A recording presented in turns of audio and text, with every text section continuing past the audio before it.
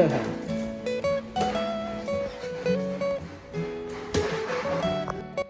ल साथीहरू, आज चाहिँ मेरो घरमा टक्क यो दुईटा जोडी भित्रेको छ। यो चाहिँ मलाई एकदमै मनपर्ने टी सिरिजको T5B एडाम स्पिकर। आफै हिजै चाहिँ काम गर्दैछु अनि अहिले मैले यो भिडियो पनि देखाउँछु। त्यसले गर्दा पहिला चाहिँ मेरो यो ब्रिजको थियो है यो स्पिकर चाहिँ, अनि आज चाहिँ म यसलाई एक्सचेन्ज गर्दैछु। यो चाहिँ T5B सिरिजको यो हाम्रो एडम अडियो मलाई एकदम मन पर्यो। मैले यो लगभग 3 वर्षदेखि हेरेको। ल गाइज, आज चाहिँ म T5B सिरिजको एडम अडियो ओपन गर्दैछु।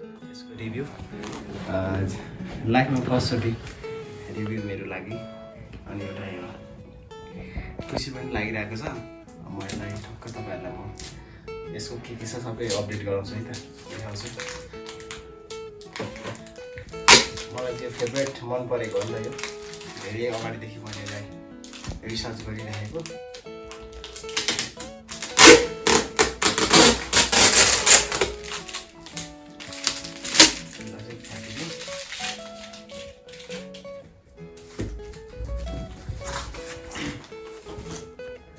यसको चाहिँ टक्कै यो आउने रहेछ। यसमा चाहिँ अनि 5 इयर्स वारेन्टी पनि लेखेको छ। यसमा चाहिँ अब आफूले कति जतन गर्ने भन्ने कुरा हुन्छ। यो चाहिँ टेबल बक्स पनि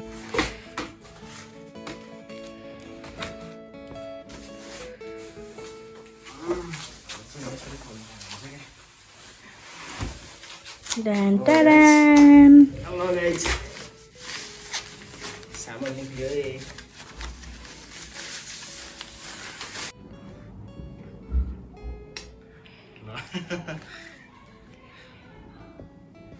यो चाहिँ मेरो आफ्नै कमान्ड किनेको है गाइज।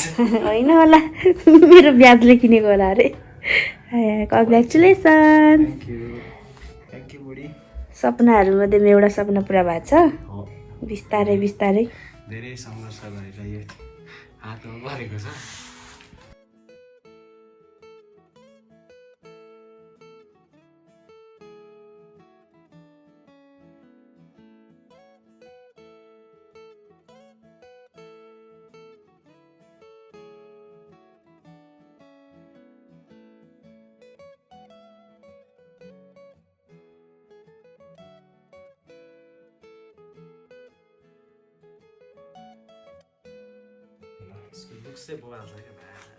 मलाई मन परेको यो चाहिँ।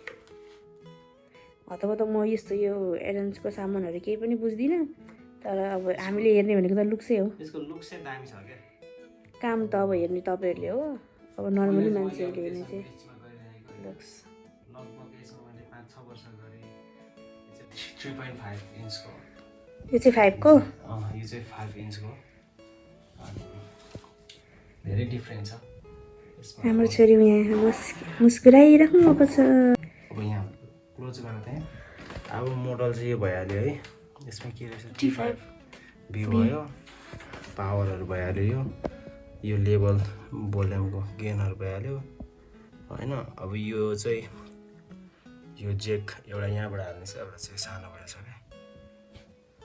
हामीलाई यसमा काम भइहाल्छ। अनि यो पावर भइहाल्यो। जर्मनी कम्पनी चाहिँ जर्मनी हो। यो बर्लिनको जर्मनी रहेछ। ब्रान्डेड एकदम बवाल छ क्या यो। यसको यो साउन्डहरू पनि मलाई एकदम, मैले लगभग यसलाई 3-4 वर्ष 5 वर्षै यसलाई रिभ्यू गरेको हो।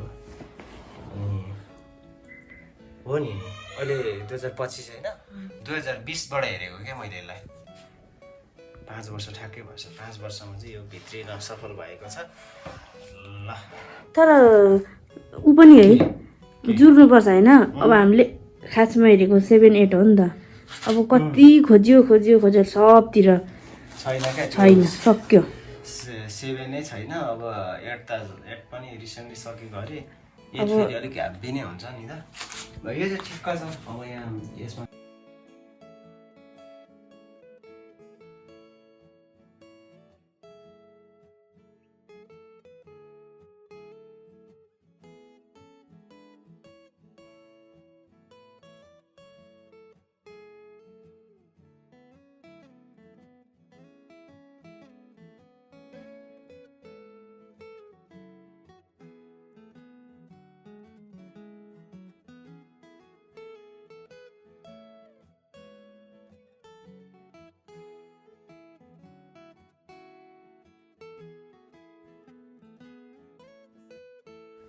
गजब लाग्यो अब एकचोटि साउन्ड चेक गरौँ होइन अलि सानो पार्नु है साउन्ड फेरि नानी उठ्ला भन्ने टेन्सन छ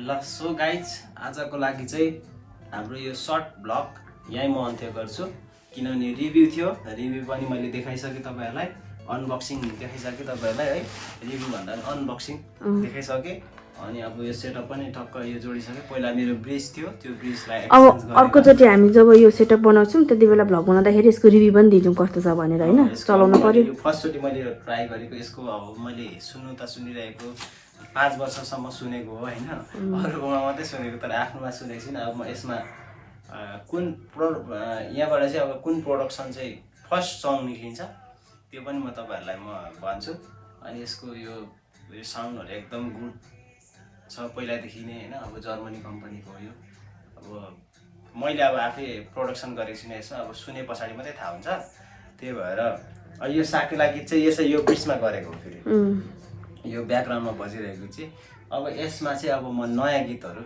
अब अपकमिङ प्रोजेक्टहरूको चाहिँ म यसमा एरेन्ज गर्छु कस्तो हुँदो रहेछ सो गाइस त्यतिन्जेलसम्मको लागि चाहिँ धेरै धेरै धन्यवाद हेरिदिनु भयो भ्लग अन्तिमसम्म हेरिदिनु भयो सबैजनालाई थ्याङ्क यू सो मच भन्दै अब नेक्स्ट भ्लगमा हामी भेट हुनेछौँ see you guys bye by